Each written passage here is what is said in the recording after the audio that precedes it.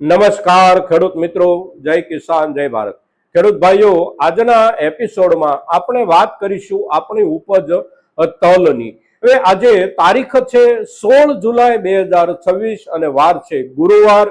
સાથે સાથે આજનો દિવસ એટલે આપણા સમગ્ર ભારતના ગ્રામીણ સમુદાય માટે એક ઉત્સવનો દિવસ, એક પર્વનો દિવસ। અને આજનું પર્વ એટલે અષાઢી બીજનું પર્વ। અને અષાઢી બીજનું પર્વ એટલે આપણા માટે એક રૂપમાં આપણે જોઈએ તો આપણી ખેતીવાડીની શરૂઆતની જે કાંઈ સિઝન હોય એ સિઝન દરમિયાન આવતું સૌથી પહેલું પર્વ। અને આ દિવસે આપણે સામાન્ય રૂપમાં જ્યાં જ્યાં તકલીફ હોય ત્યાં વરસાદની પણ અપેક્ષા રાખતા હોઈએ છીએ અને ઘણા બધા વિસ્તારોમાં એવું થતું પણ હોય છે। પણ આજના દિવસે અત્યારનો જે માહોલ અને અત્યારનું જે વાતાવરણ છે એ વાતાવરણ અવશ્ય થોડું આપણા માટે નિરાશાજનક છે। પણ આપણે એવી આશા, એવી અપેક્ષા કુદરત પાસેથી રાખી શકીએ કે સાંજ સુધીમાં ક્યાંક થોડો ઘણો વરસાદ થાય અને આપણી પાક પેદાશની જે કાંઈ જરૂરિયાત હોય એ સચવાઈ જાય। હવે આજના દિવસે આપણે જે કાંઈ તલની ઉપજની ચર્ચા કરીએ છીએ એ ચર્ચા એટલે સામાન્ય રૂપમાં એક રૂટીન ચર્ચા છે, કારણ કે 4-5 દિવસે આપણે તલની ઉપજ પર અવશ્ય ચર્ચા કરવાની રહેતી હોય છે। અને એ ચર્ચા આપણે એટલા માટે કરવાની રહેતી હોય છે કે આપણી સાથે જોડાયેલા જે કોઈ ખેડૂતો છે એ ખેડૂતોનો એક નિયમિત વર્ગ હોય છે। તલ જેવી આપણી અત્યારના સમયે વેચવા લાયક ઉપજની બજાર સ્થિતિ જાણવા અને એ જાણવા માટે આપણી સાથે જોડાયેલો જે કોઈ વર્ગ હોય એમના માટે માહિતી અગત્યની હોય છે।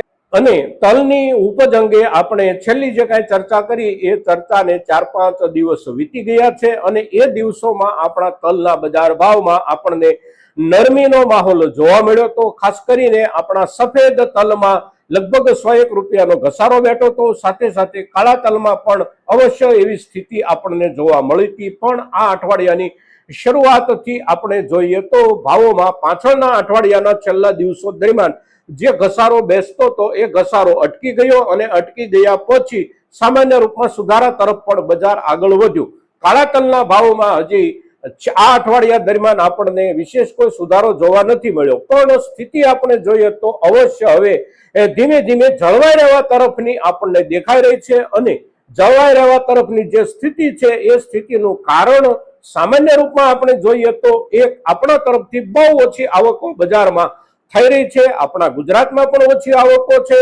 મધ્યપ્રદેશ, રાજસ્થાન, ઉત્તર પ્રદેશ જ્યાં જ્યાં ઉનાળુ વાવેતરના તલની આવકો પાછળના દિવસોમાં મોટા પાયે થતી હતી ત્યાં અવશ્ય આવકો ઓછી થઈ ગઈ છે। અને ઓછી થઈ જતી આવકોએ બજારમાં ગયા અઠવાડિયામાં સામાન્ય ઘસારો જે કાંઈ બેસતો હતો આ ઘસારાને અવશ્ય રોકી લીધો છે અને થોડો સુધારો પણ આ અઠવાડિયા દરમિયાન આપણને જોવા મળ્યો છે।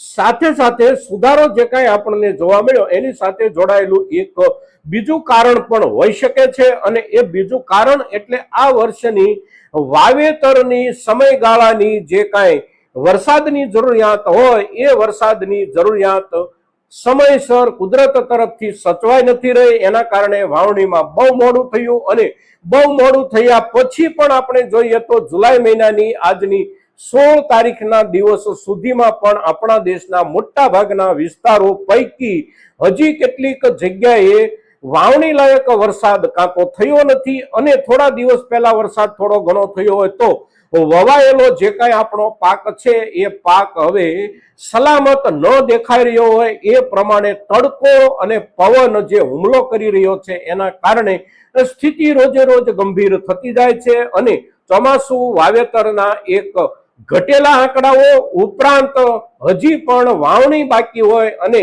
વવાયેલી જે પેદાશ પાક આપણા છે એની સ્થિતિ પણ સારી ન હોય એવા સંજોગો જ્યારે આકાર લઈ રહ્યા છે ત્યારે એની અસર બજારમાં અવશ્ય બનવાની હોય છે અને બનતી આપણને દેખાઈ રહી છે।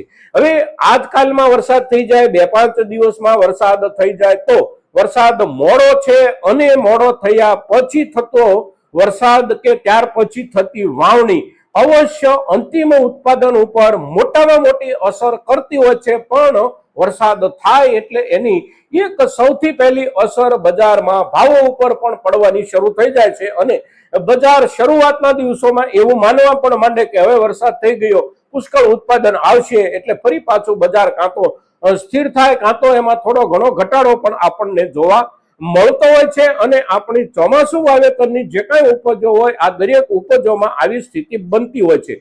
પણ અત્યારે એટલે કે આ અઠવાડિયા દરમિયાન તલના ભાવોમાં જે કાંઈ સુધારો આપણને બહુ બારીક સુધારો છે, પણ અવશ્ય જે પાછળના અઠવાડિયા દરમિયાન ઘસારો સફેદ તલમાં બેઠો હતો એટલો સુધારો અવશ્ય થઈ ગયો છે. અને આજના દિવસના આપણે વેપારની વાત કરીએ કે ગઈકાલના વેપારની વાત કરીએ તો ભાવોનું લેવલ એટલે આપણા સફેદ તલમાં નીચલા દરજામાં લગભગ 1700 રૂપિયા 20 કિલોના ભાવથી વેપારો થતા હોય તો ઉપરમાં 2600 કે 2625 સુધી ગઈકાલે પણ વેપારો આપણને થતા જોવા મળ્યા છે. અને આજના દિવસે પણ એવી સ્થિતિ અવશ્ય છે.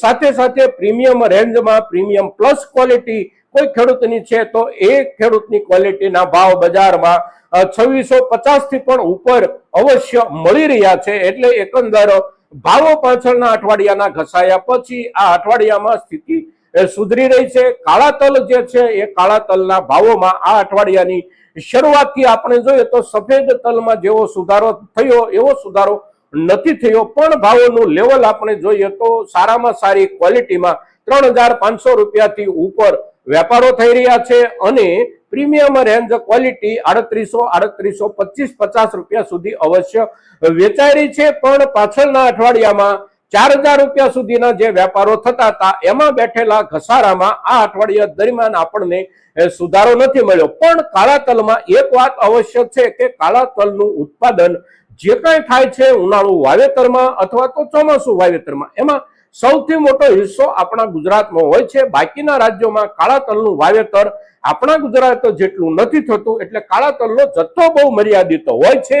એટલે જે કોઈ ખેડૂતો પાસે પાકેલા કાળા તલની ઉપજ છે આ ખેડૂતોએ અત્યારના ઘસારાથી બહુ વધારે પડતી ચિંતા કરવાની જરૂર નથી. કદાચ થોડાક સમય માટે આપણે ઘસાતા બજાર તરફ નજર રાખવી પડે અને ઘસાતું બજાર આપણે જોવું પડે, પણ આખરે એમાં સુધારો બેસવાની શક્યતાઓ સંભાવનાઓ એટલા માટે છે કે ઉત્પાદન એનું બહુ મોટું નથી હોતું અને જે કાંઈ હોય છે એ વધારેમાં વધારે આપણા ગુજરાત પાસે હોય છે. એટલે અવશ્ય એમાં પણ આપણને સારા ભાવ આગળના સમયમાં મળવાની સંભાવનાઓ બેસે છે. મિત્રો, તો થોડાક સમય માટે એમાં પણ આપણે ધીરજ રાખીએ અને બજાર તરફની આવકો ઘટે તો એમાં પણ સુધારાની શરૂઆત અવશ્ય થઈ શકે છે. મિત્રો, પણ તલની આપણી ઉપજ એટલે ચોમાસુ વાવેતર જે કાંઈ દેશની અંદર કે આપણા રાજ્યની અંદર થતું હોય એ વાવેતરના આંકડાઓ ગઈકાલે પણ આપ સૌની સામે આપણે પ્રસ્તુત કર્યા છે. અને આંકડાઓ બહુ નીચા જ્યારે આવ્યા છે ત્યારે ચોમાસુ આખરે આ વર્ષનું એવું દેખાઈ રહ્યું છે આપણને કે બમ્પર ઉત્પાદન મળવાની શક્યતાઓ બહુ ઓછી છે. અને તેથી આપણને ભાવોમાં લાભ થવાની પણ શક્યતાઓ સવિશેષ જ્યારે બની રહી છે ત્યારે થોડાક સમય માટે આપણા તરફથી ધીરજ રાખવામાં આવે. સારી ક્વોલિટીની આપણી ઉપજ છે તો 5-15 દિવસ આપણે સાચવી રાખી શકીએ એવી સ્થિતિ હોય તો અવશ્ય સાચવવાનું જોખમ કરીએ.